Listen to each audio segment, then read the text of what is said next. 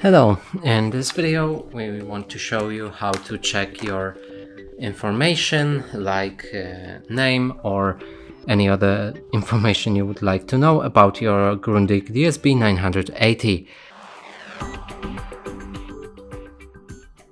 So in order to do this, click on the menu on your Pilot. It's this button right here.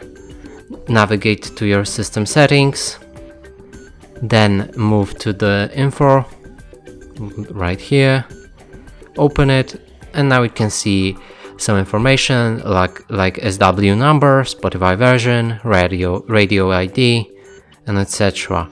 And that's it for this video. Hope you like it. Please consider subscribing to our channel, leave a like and a comment below.